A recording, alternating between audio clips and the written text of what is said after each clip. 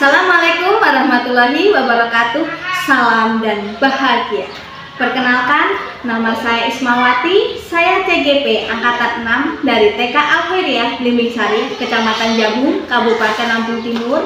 Di sini saya akan melakukan kegiatan wawancara dengan mewawancarai 3 kepala sekolah jenjang PAUD yang berkaitan dengan dilema etika dan rujukan moral. Baik, assalamualaikum Bu Lili. Waalaikumsalam Bu Lili, Apa kabarnya? alhamdulillah baik. Sehat, alhamdulillah. Saya ingin mengganggu waktunya sebentar ya Bu. Oh ya boleh. Iya. Saya ingin mewawancara Ibu tentang pengambilan keputusan bertanggung jawab yang terjadi di sekolahan Ibu yang berkaitan dengan dilema etika dan rujukan moral. Ya silakan Bu ngomong. Oh ya sebelumnya saya kata selamat buat Bu Iis, saya berhasil mengikuti program guru penggerak. Semoga bisa menjadi inspirasi buat kita semua sebagai guru. Semangat ya Bu ya. Terima kasih. Kita mulai Bu ya. Ya. Untuk pertanyaan pertama itu, selama ini bagaimana Bu Lili dapat mengidentifikasi kasus-kasus yang merupakan dilema etika atau rujukan moral? Ini kepada saya Bu ya. Ya. Oke, cara saya mengidentifikasi kasus-kasus yang merupakan dilema etika atau rujukan moral yang di lembaga saya, biasanya itu banyak sekali yang terjadi di lembaga saya. Kasus-kasus seperti orang tua wali murid dengan guru atau anak didik dengan guru yang saya anggap itu memang kasus-kasus dilema etika atau rujukan moral. Dan yang pastinya saya menanggapinya dengan cara melihat sejauh mana manfaat dari keputusan saya yang saya ambil kira-kira memberatkan atau tidak, dan juga mungkin seperti yang tadi kemarin Bu ya, pengalaman pribadi itu selama ini ada salah satu anak murid saya itu yang orang tuanya itu merasa anaknya itu dirugikan lah, atau mungkin entah gurunya yang berbohong atau anaknya itu, karena melihat sebuah catatan di buku anak ada tulisan jangan dituliskan. Sering terjadi ya, karena ada tugas ibunya yang bikin. Padahal di sekolahnya kok nggak rapi, tapi ketika PR kok bagus banget. Kan otomatis gurunya merasa dibohongi tuh. Benar-benar nggak jujur kan? Iya nggak jujur. Cara kita mencari tahu adalah sang guru itu memanggil anak gitu. Misalnya, siapa yang nulisin nak? Dijawablah kakaknya. Tetapi sang ibu ternyata punya argumen lain Bu. Sang ibu itu dia komplain terhadap saya, katanya anak saya itu nulis sendiri loh Bu, di video lah sama sang ibu. Di video. Berarti kan saya dilema tuh ya. Salah satu guru saya bilang, ini buktinya loh Bu Lili, antara yang di sekolah beda sama yang di rumah. Penulisannya berbeda bentuknya. Sedangkan orang tua, ini loh buktinya Bu Lili, anak saya tak videoin bisa ya. Otomatis saya kan dilema ya Bu ya. Di sini saya berusaha untuk tidak menyakiti hati siapapun. Ini merupakan keputusan diambil sampai merugikan semua pihak. Saya harus mendukung ibu guru saya, juga harus memberikan dukungan kepada wali murid saya. Jadi itulah yang saya identifikasi, benar-benar butuh butuh suatu pemahaman yang benar supaya yang keputusan saya ambil itu tidak menyakiti hati siapapun. Berarti itu masuk ke dilema etika Ibu ya. Dan untuk rujukan moral juga sering terjadi Bu. Seperti anak saya, ibunya japri nih maunya, Bu, anak saya nih kok ini ya setiap hari jadi diceritain terus sama temennya gitu. Jadi kan sebagai guru kita perasaan nih, nggak mungkin saya menegur wali yang satu hanya karena makanan, benar maaf. Tapi kan namanya anak-anak kan meskipun dibawain makanan sendiri, kok dia punya temennya enak, lebih enak, pasti dia pengen ya. Itu juga nggak bisa menyalahkan orang tua dan anaknya. Jadi tetap yang namanya mengambil sesuatu yang bukan hak miliknya tanpa itu salah. Jadi saya kasih pengertian ke anak yang dituduh tadi, itu loh Bu yang ngambilin anak saya, katanya. Saya tanya kenapa diambil, itu tidak boleh, kalau tidak diizinkan jangan diambil. Jadi memang butuh proses yang sangat panjang untuk bisa membuat anak itu mengerti mana yang boleh, mana yang tidak. sharing itu bersama rentan. Ibu-ibu muda tuh punya ego yang tinggi.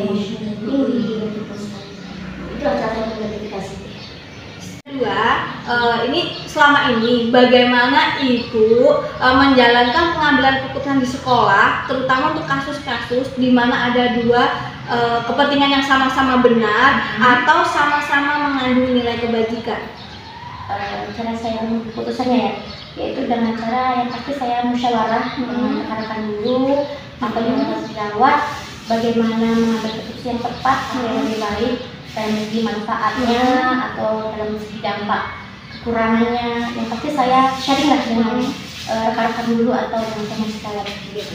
Yang pasti tetap sharing intinya ya, dengan saya nggak langsung pokoknya harus keputusan seperti ini. Sebenarnya itu kan dia keputusan yang sangat penting. Jadi dilihat dulu mana yang kira-kira bermanfaat, apa yang dampak negatifnya sedikit. Jadi saya ada sharing rekan dulu saya. Jadi mengutamakan manfaatnya. Ya, gitu ya. Kemudian yang ketiga, langkah-langkah atau prosedur seperti apa yang biasa ibu lakukan selama ini dalam pengambilan keputusan? Langkah-langkahnya yang pasti tadi yang pertama saya melihat apa sih manfaat dari tujuan saya nih keputusan yang saya ambil.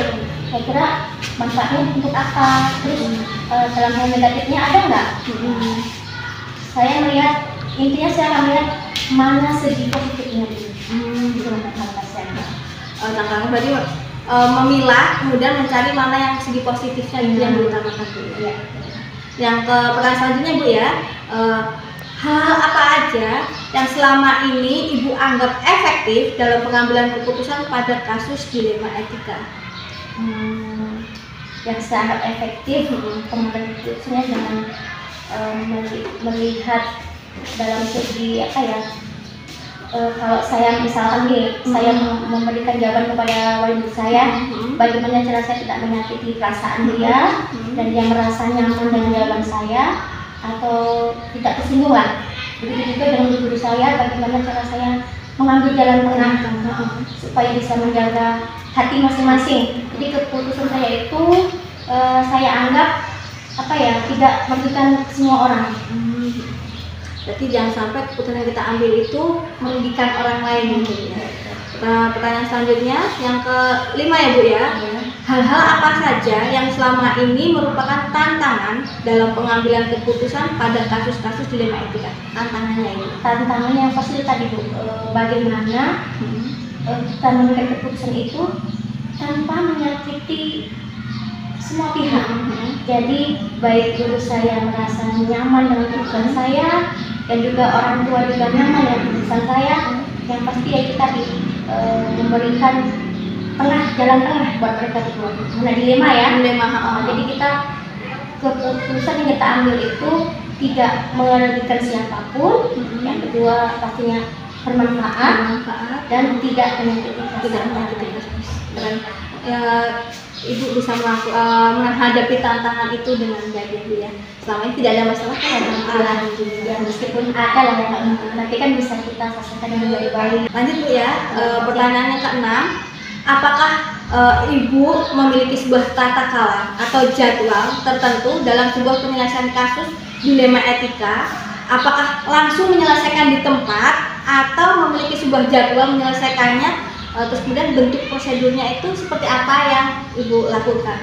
Selama ini saya lakukan, misal nih ada komplain dari wali, dia jawab saya menanggapinya, kita terima dulu masukannya.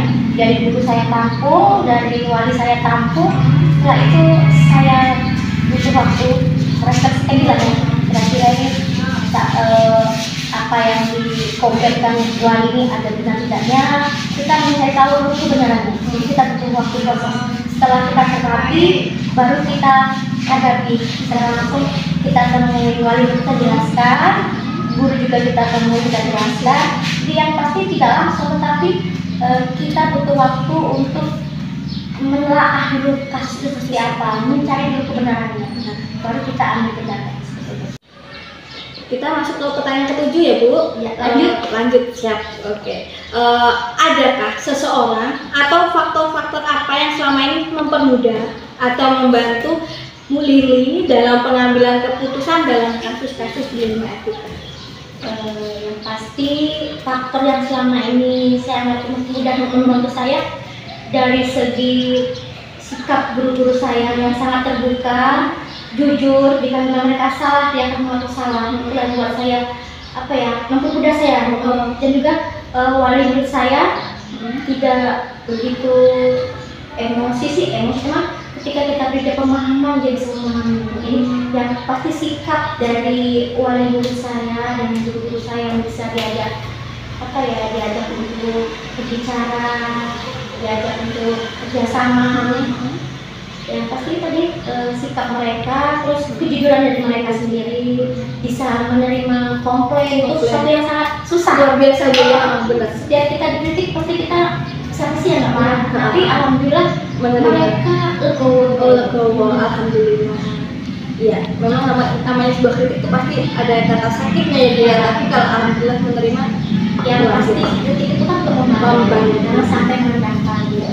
Saya selalu memberikan support pada guru saya, jangan takut menerima kritik kalau itu untuk membangun diri kita sendiri. Betul sekali Bu, demi kebaikan bersama Bu. Yang terakhir nih Bu, pamungkasnya ini ya, dari semua hal yang Bu Lili sampaikan, pembelajaran apa yang dapat Ibu petik dari pengalaman mengambil keputusan dilema etika?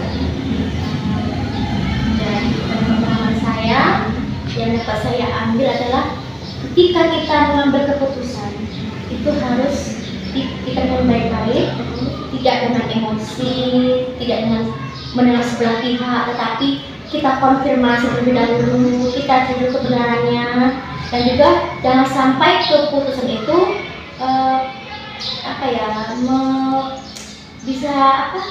menyakiti perasaan orang lain. Jadi harus memberikan rasa nyaman, tidak merendahkan atau tidak merugikan, dan yang pasti bermanfaat.